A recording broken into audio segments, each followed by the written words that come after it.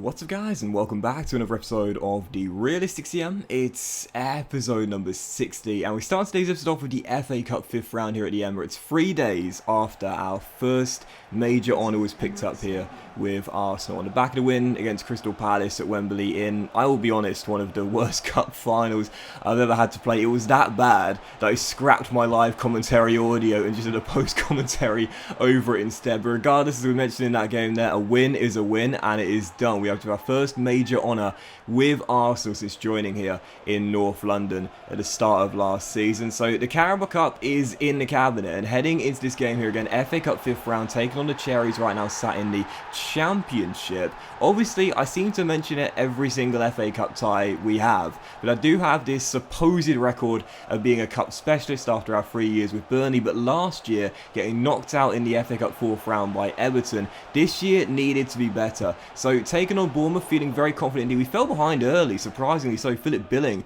giving them the lead. But once we got back on level terms through Luis Suarez in the second half, it was all Arsenal. 10 minutes after the restart, a chance to get in front for the first time in the game. And I mentioned before, and I'll say it once again, long shots in this year's FIFA. Guys, one quick tip, if you want to score more of them, step in to a player's preferred foot and bend it towards the top corner. That is where I've had most of my success this year, and in the end that goal proved to be the game winner, and what a game winner it was. Smith Rowe's gorgeous bending effort from range gives us the victory, and we are into the FA Cup quarterfinal. So into the last day of the FA Cup. This was like the minimum expectation from me last season, and this season getting to the quarters, I want to get to at least the semis at the very least, but really I'm targeting a final place at the bare minimum now. And as we advance one day in the calendar, you see our draw. We've got the Foxes, Leicester City at the Emirates Stadium, Chelsea versus Norwich, Southampton versus Manchester United, and West Ham versus Burton Albion. And again, you know, one of those points there I was making about the cup draws this year, you know, Burton Albion going to the FA Cup quarterfinals. It's not you know, beyond the realms of possibility that you'll see a lower league side go that far. We've seen it in recent years. We've seen it, you know, throughout all the years I've been watching football. But it is still very common in this year's FIFA. Like, lower league clubs will go very far in the competition. They'll often knock out Premier League sides. Do you remember back in season 3, when we were still at Burnley, Arsenal, the team we manage now, were knocked out by Rotherham, if you remember. And you know, it does happen. That was at the Emirates as well. It does happen quite often in this year's FIFA. And again, I do wonder where it's something that EA have coded into the game now for the lower league sides to go further. There be more cup sets. I'm not entirely sure, but it is very common in this year's FIFA, and something I'd love to get the answer on as well. You know, there are so many things that are in the game where I just think, is that being coded in? You think about the amount of times we've talked about late goals in this year's FIFA, and you know, the celebrations that we get seen now on the next gen consoles. And I mentioned many times before, is that something that's being coded into the game this year? I'd love to know for sure, you know, just for my own peace of mind. Anyway, Leicester FA Cup quarterfinal at the Emirates Stadium, and a great chance to reach Wembley for, well, the second time of the season after getting there in the Carabao Cup final. It's got me thinking as well, you know, quadruple? Is it still on? Treble? Double, single? Is it just going to be the Carabao Cup? You know, what trophies are we going to win this year alongside the Carabao Cup, if any more? Because heading into the second game of today's episode, we had a massive one here at the Etihad Stadium against Manchester City. Fell behind early, but in the second half, 9 minutes after the restart, won the ball back by playing a high-pressing game high up the pitch. You'd often notice that I don't normally contain or sort of like sit back unless I'm deep in my own territory. I like to press as high up the pitch as possible, because if you win the ball back, you're in a great position to get a goal or an easy chance. We did there, and Luis Suarez capitalises for our leveller. So Man City won, Arsenal won. The champions pegged back on level terms with 15 minutes to go. I can't stop this man this year in FIFA. How do you stop this guy, man? Seriously, he is just lights out, and one of the worst strikers I have to face. Gabriel Jesus bamboozles me, runs through, holds off Ben Godfrey, and drills it in for the game winner in a 2-1 loss. Final score 2-1. That's now just 1 point picked up from a possible 6 in our last 2 Premier League games. Man City trying to catch up to Liverpool, as they've now lost their place as league leaders right now. And I just can't get a better Man City, man. We lost them at the Emirates 3-2. We lose there 2-1. I don't think we've beaten them yet with Arsenal. It's just they are such a good team. I mean, anyway, obviously everyone knows that, but they are such a good team, especially in FIFA. So hard to beat. And, you know, I don't quite think we're at that level yet. Like, we are a 5-star team. Our team has improved significantly since we took over at the start of last season. We're assembling that British and Irish core. I love the current crop of players we've got, but I'm not sure we're good enough right now to be title winners in the Premier League. I think, you know, we're only a few points behind Liverpool right now, leading the way, but it just feels like they're a notch above. You know, Liverpool and Man City are a notch above where we are right now.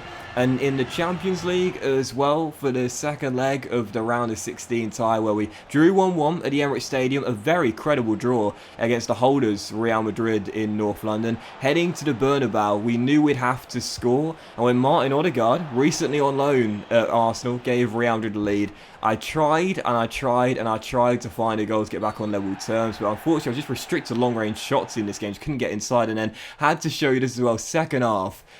How is this not even a yellow card? I mean, seriously, this is one of the worst challenges I've seen on FIFA. Goodness gracious me. I mean, poor Bukayo Saka, that's all I'm saying, man. Leon Goretzka, as we know, has undergone an incredible body transition in the past couple of years with Bayern Munich. I'm sure you have seen the picture of him holding the Champions League last year. It's ridiculous how jacked this guy is now. Seriously, I need to know what he's eating and what his workout routine is, because the guy is in ridiculous shape.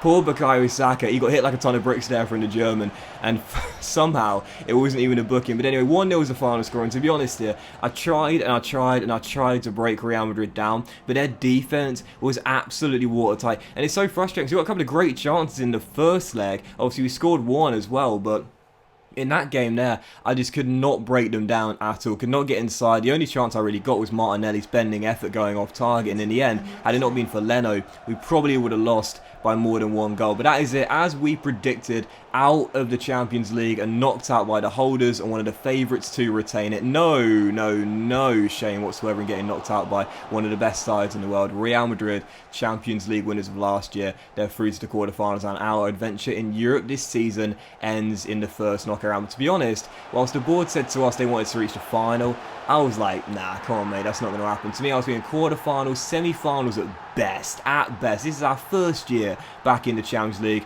We're not there just yet. And for the third game of today's episode, back to matters here domestically. FA Cup 6th round, the quarterfinal here against Leicester.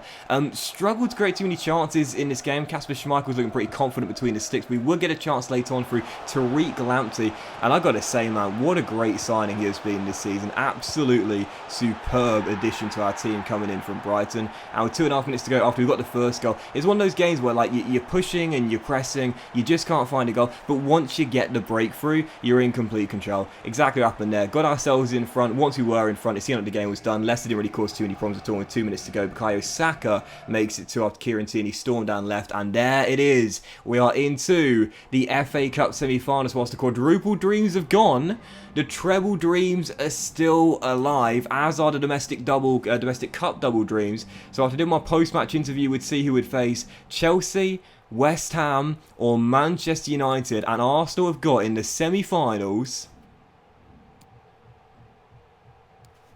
Chelsea, London derby in London, Stamford Bridge, Wembley, Stamford Bridge. Can you imagine FA Cup semi-final playing at Chelsea's ground? Yeah, Chelsea in the FA Cup semi-final, West Ham versus Manchester United the other tie. Of course, with absolutely no disrespect to Hammers at all, you would think we would have most of a chance against West Ham. The Red Devils this year as well, not doing especially well in the Premier League, right now outside of a European spot. But Chelsea, probably the toughest team we could have faced, and we've got them in the Final Four. But listen, to be honest here, with all the luck I've got in the cup draws this year, I certainly can't complain. But Chelsea, probably the most difficult opponent of the lot there. We've got them FA Cup semi-final.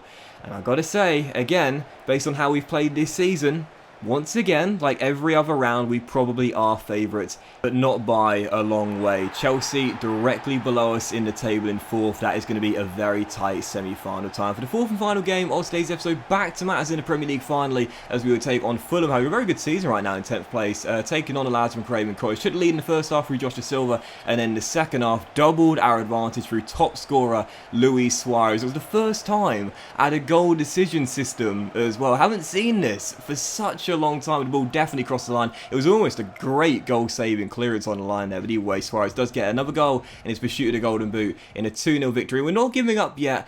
9 games to go in the Premier League. We're 12 points behind Liverpool, 7 behind Manchester City, only 3 clear of Chelsea and 6 clear of Spurs in 5th as well. So got to watch over our shoulders a little bit with the chasing pack catching up. But we're not giving up yet. We've got 2 games in hand on Liverpool. There's still a chance that a domestic treble could be on. But that won't this episode of the Realistic CM, guys. Big thank you for watching. Hope you have enjoyed it. If you have, then please drop a like. Much love to you all. Have a fantastic day, and I'll see you for the next episode of the Realistic CM very soon.